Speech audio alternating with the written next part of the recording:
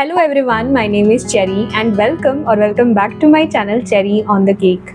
In our previous video, we discussed 3 of the 7 spiritual laws of success, and today we are going to discuss the rest of the laws. So without any further delay, let's move to the 4th spiritual law, that is the law of least effort. According to this law, the entire universe works with effortless ease and abundant carefreeness.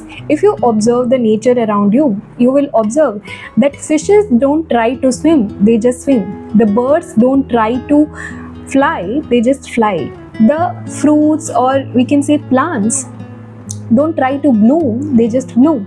The sun doesn't try to shine, but it just shines. And being a part of this entire cosmos, we as a human has the nature to manifest our dreams and desire into this physical reality. And whenever you are established in the essence of your true self, you can harness the power of this law, the law of least effort. Whenever you try to seek power and money to control people or to satisfy your ego, you are not chasing happiness, but you are chasing the illusion of happiness, and you waste your energy. But if your actions are motivated by love, the energy multiplies. If you are seeking money not just for yourself but for the well-being of others as well, you multiply the force behind your actions. You multiply the force behind your manifestation. And this surplus energy can be used to manifest anything that you want in your physical reality. Understand your physical body as a device which generate, store, and expand energy. Now, it is up to you whether you want to expand this energy feeding your ego, or you want to rechannel this energy to manifest your desires and your goals. The moment you shift your reference point from ego to spirit, you harness the power of love, and now you can use this energy creatively to create affluence and evolution for yourself and for others around you. The first component of this law is acceptance. Acceptance simply means that you accept the people, events, circumstances around you just as they are, not as you wish them to be. Because everything that is happening in this present moment is the result of events that happened in the past.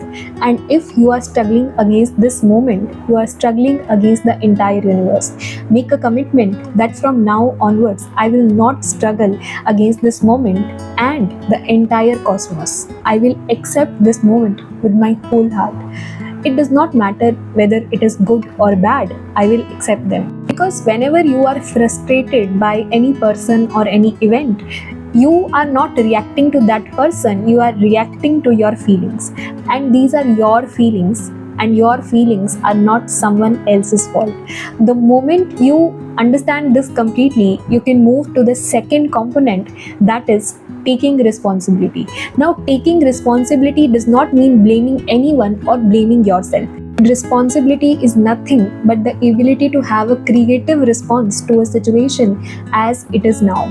Every problem has seeds of opportunity in it, and if you have your present moment awareness, you can turn every situation into a better situation. And once you do this, every upsetting situation becomes an opportunity to create something beautiful and interesting.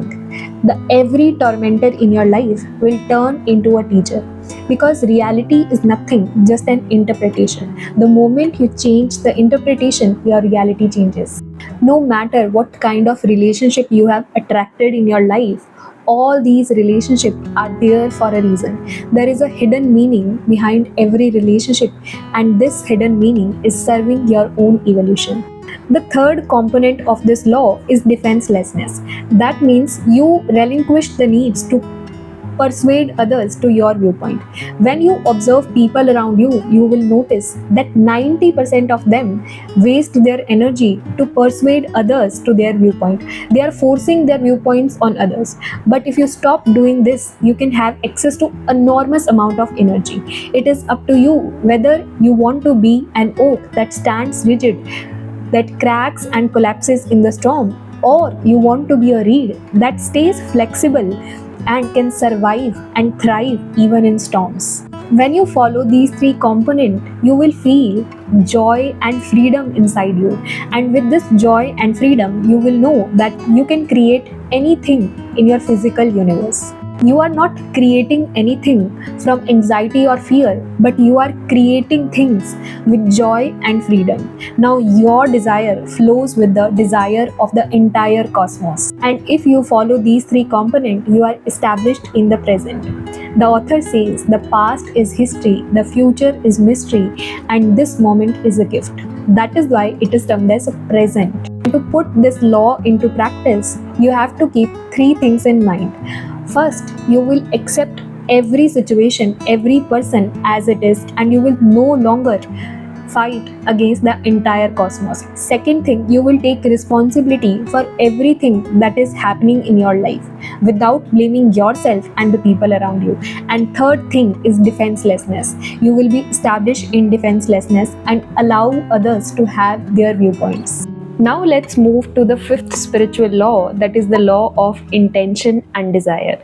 This law is based on the fact that the entire universe or the quantum field is nothing but information and energy. Everything that you could see, when it is broken down, is nothing but energy that is vibrating at a certain frequency. The author says there is no difference between you and tree, but just the informational and the content of energy that you and the tree are carrying. Other elements that forms your body and the tree's body are essentially same, like carbon, hydrogen, nitrogen, oxygen. These are all same. The only difference between you and tree is the energy and informational content. The author says your body does not have any well-defined edges, and you are just a whirlpool, a wave in this big quantum field.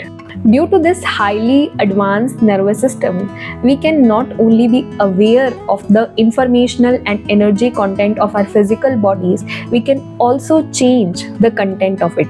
And if there are no well-defined edges, you can even change the informational content in the quantum field. And you can manifest anything that you want in your physical reality. Now, this can be done by two components of our consciousness. One is attention and the second is intention. Attention is just your focus, and we all know that where our attention goes, energy flows and the thing grows. If you keep focusing your attention on a thing, it will grow, and if you take away your attention from a certain thing, it will wither or disintegrate. Intention, on the other hand, triggers the transformation of energy and information and organizes its own fulfillment. Intention and attention together can orchestrate infinite space-time events to make that desire a reality. But in order to get the desired result, we must follow the other spiritual laws of success, and the most important being the law of detachment, which we are going to talk about. The author says there is a very fine difference between a desire and an intention. In desire, there is an element of attachment and therefore it is very weak. But intention, on the other hand, because it follows the law of detachment, is very strong, and it can orchestrate infinite space-time events to make it a reality. Intention, when it is combined with detachment, leads to present moment awareness, and only in this present moment we can create our future. You can put this law into practice in just 5 steps. First, go into the silence and the gap between your thought. Once you silence your mind, then introduce your intention into that field, the field of pure potentiality. And once you have done this, in the third step, you have to remain in the state of self-referral. You have to see yourself not from the eyes of the world, but from the eyes of yourself, from your soul. In the fourth step, you have to follow the law of detachment and to be in this present moment, enjoying every moment and living in the uncertainty. In the fourth step, you have to leave the details to the universe. You have to trust the quantum field. And you can practice this continuously by making a list of your desire and going through that list every single day before you are going to sleep, and once you get out of the sleep. take this list of the desires everywhere you go. And the second thing that you can do is to live in the present moment awareness, enjoying every bit of life that you are experiencing. Moving to our sixth spiritual law, this is the law of detachment. It says that in order to acquire anything in your physical world, you have to relinquish the attachment towards it. Now, attachment does not mean that you leave the intention or desire to acquire it. It just means that you believe in yourself, you believe in your spirit that you are going to have it, because attachment comes from ego, insecurity, and fear. The author says when you are attached to something, you force solutions on problem and you get yourself locked in a rigid mindset. You don't allow the uncertainty and the quantum field to work. Attachment seems like you have planted some seeds in the ground, and every single hour you are digging them up and watching why they are not growing, You can put this law into practice in 2 or 3 ways. In the first way, all you have to do is to allow yourself and the people around you to be as they are. You will not impose your ideas on how things should be on them. In the second way, you can practice this law by accepting uncertainty. You have to commit to yourself that more uncertainty be there in my life, the more secure I will feel. And the third way in which you can put this law into practice is by going into the field and anticipating the excitement when you have infinity of choices, to feel the adventure and curiosity rather than looking everything in the present from a past point of view. Moving to our last but not the least spiritual law of success, the law of dharma. This says that each one of us is here on earth to fulfill a purpose. We are all divinity in the physical form, and we all are here for a purpose. All of us have unique talent.